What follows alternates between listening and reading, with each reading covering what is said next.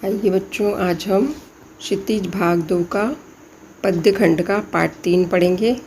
पाठ का नाम है कवित्त और सवैये और उसके लेखक हैं देव।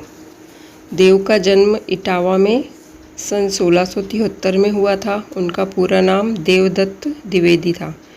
देवों के अनेक आश्रयदाताओं में औरंगजेब के पुत्र आजम शाह भी थे, परंतु देव को सबसे अधिक संतोष और सम्मान उनकी कविता के गुणग्राही आश्रयदाता भोगीलाल से प्राप्त हुआ। उन्होंने उनकी कविता पर रीझकर मतलब खुश होकर लाखों की संपत्ति दान की। उनके काव्य ग्रंथों की संख्या 52 से 72 तक मानी जाती है।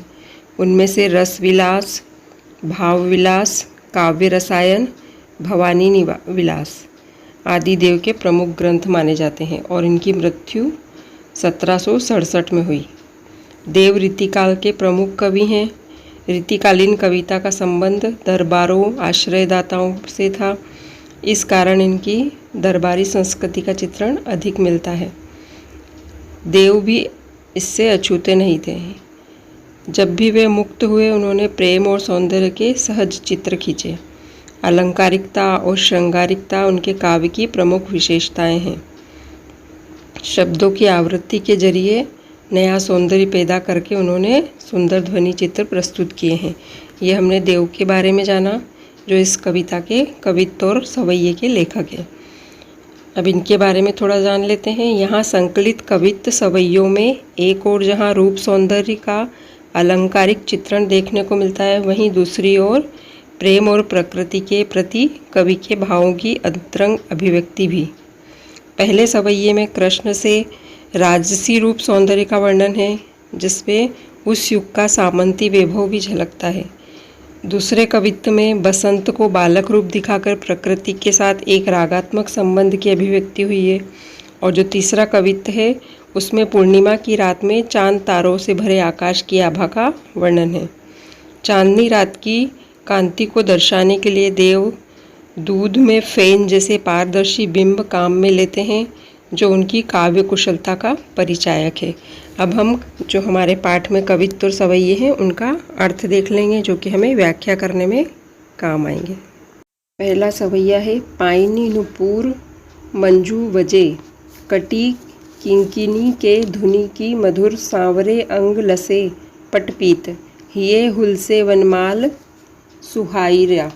इसका जो अर्थ है वो है बाल कृष्ण के मनोहारी रूप का जो वर्णन किया गया है इसमें कवि द्वारा। तो उन्होंने बताया है कि श्री कृष्ण के छोटे छोटे पैरों में पायल है, जो कि रुनझुन की आवाज़ पैदा कर रही है, और उनकी कमर में जो करधनी बंधी है उसमें भी घुंघरू है, वह भी बज रहे हैं जब वो दौड़ रहे हैं। कृष्ण के चलने से नुपुर की करधनी और जो पैरों में जो पायल है उसके नुपुर जो है घुंघरू, वह दोनों मधुर ध्वनि उत्पन्न कर रहे हैं। और उनके सांवले सलोने शरीर के ऊपर सुंदर पीला वस्त्र है, जिसे देखकर बहुत ही खूबसूरत लग रहा है। और उनके गले पर, उनकी छाती पर वन फूलों की माला सुशोभित हो रही है। वन में जो फूल मिलते हैं उनकी माला सुंदर सुशोभित हो रही है। यह इस सवैये का अर्थ है। दूसरा सवैया है माथे किरीट बड़े द्रग चंचल, मंद हसी मुख चंद जुन्हाई, जे जग मंदिर दीपक सुंदर, श्री व्रज दुलह देव सहाई। इसका अर्थ है कि उनके सिर पर सुंदर मुकुट है और उनकी आंखें बड़ी बड़ी है और चंचल भी है। वह कभी इधर देखते हैं, कभी उधर देखते हैं, और कभी उधर उनके मुख की मंद मंद मुस्कान भी दिखाई देती है। बालक कृष्ण के मुख को चंद्रमा के समान बताया है कवि ने, और बताया है कि वह चंद्रमा के समान खूबसूरत सुंदर मुख है। उनकी जो उज्ज्वलता है वह भी चंद्रमा की चांदनी के समान छटक रही है। और जब वे मुस्कुराते हैं तो ऐसा लगता है संसार रूपी मंदिर में दीपक के समान जल रहे हैं और समस्त संसार को आलोकित कर रहे हैं। कवि कहते हैं कि संपूर्ण ब्रज के दूल्हा दिखाई दे रहे हैं बालक कृष्ण, और उनकी जो सहायता करते हैं वो परम भाग्यशाली हैं। वो कौन बता रहे हैं अपने आप को? कवि देव बता रहे हैं। वो बता रहे हैं कि वो बहुत भाग्यशाली है ब्रज के लोग जो उनकी सेवा करते हैं और उनकी मंद मंद मुस्कान अत्यंत ही मनमोहक है। यह दूसरे सवैये का अर्थ है। अब हम करेंगे कवित्त। डार द्रुम पलना पिछोना नौ पल्लव के सुमन झिंगूला सोहे तन छवि भारी दे पवन झुलावे केकी कीर बतरावे देव कोकिल हलावे हुलसावे कर तारी दे।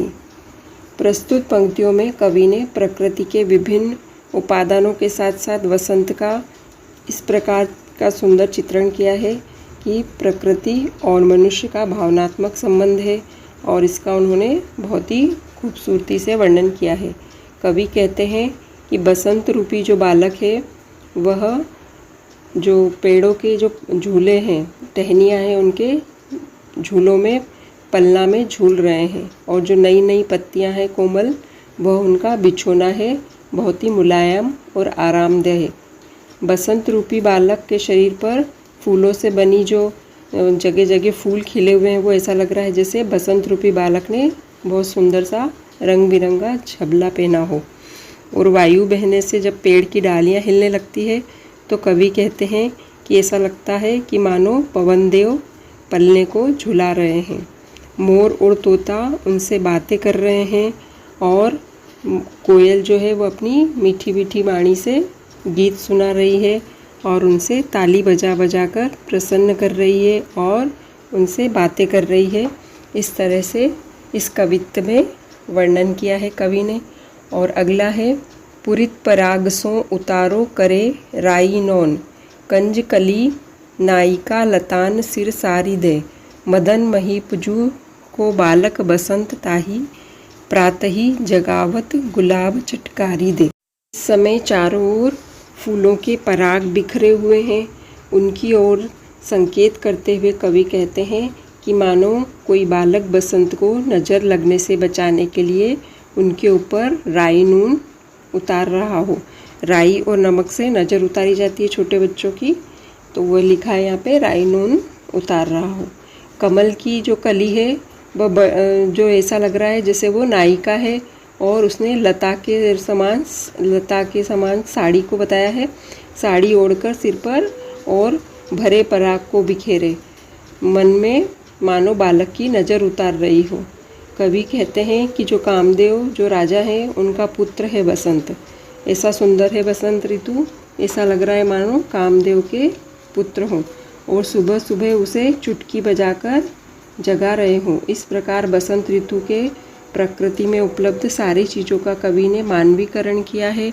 यहाँ पर मानवीकरण अलंकार आएगा। यहाँ पर पूरा प्रकृति को मानव से तुलना की गई है। वसंत ऋतु की छोटे बालक से की गई है जो कि कामदेव के पुत्र हैं, इतने सुंदर हैं। और कमल की कली को नायिका के रूप में बताया है और लताओं को साड़ी से तुलना की गई है जो कि अपने सिर पर लताओं को ओढ़कर पराग से बालक की नज़र उतार रही है। इस तरह का वर्णन इसमें किया गया है। अब अगला कवित्त है फटिक सिलानी सो सुधारियो सुधा मंदिर उदधि दधि को सो अधिकाई उमगे अमंद बाहर ते भीतर लो भती न दिखे देव दूध को सो फैन फैलियो आंगन फरस बंद। कवि ने यहाँ पर दूधिया चांदनी से नहाई हुई रात्रि का वर्णन किया है। उन्होंने बताया है कि यह रात्रि अमृत मंदिर के समान लग रही है जो उज्ज्वल स्फटिक की चट्टान पर बना हुआ है।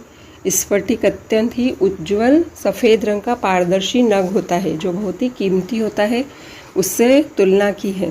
प्रकृति के चारों ओर बिखरी चांदनी को देखकर कवि को ऐसा लगता है मानो दही का सागर चला आ रहा है।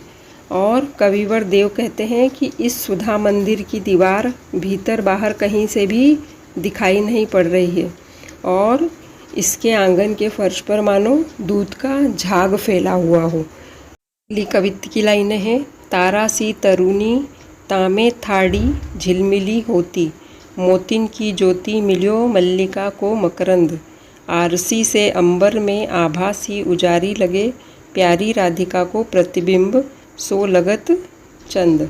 इस चांदनी रात्रि में अमृत रूपी मंदिर में जो झिलमिलाते हुए तारे दिखाई दे रहे हैं, मानो वे सब सुंदरी सुसज्जित युवतियां खड़ी हो, जिनके आभूषणों की जो आभा, उन्होंने जो गहने पहने हैं उनकी जो चमक है वह इस तरह से दिखाई दे रही है।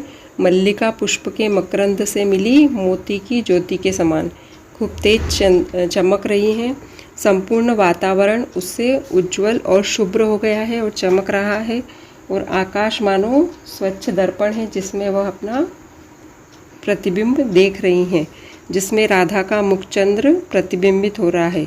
जो राधा है वह अपना प्रतिबिंब स्वच्छ आकाश में जो दर्पण के समान है उसमें देख रही हैं। कहाँ कवि ने चंद्रमा को की तुलना राधा के सुंदर मुखड़े से की है और आकाश की तुलना दर्पण से की है, और जो उन्होंने आभूषण पहने हैं वो जो फूल के मकरंद के समान है और सुंदर झिलमिलाते हुए तारे दिखाई पड़ रहे हैं।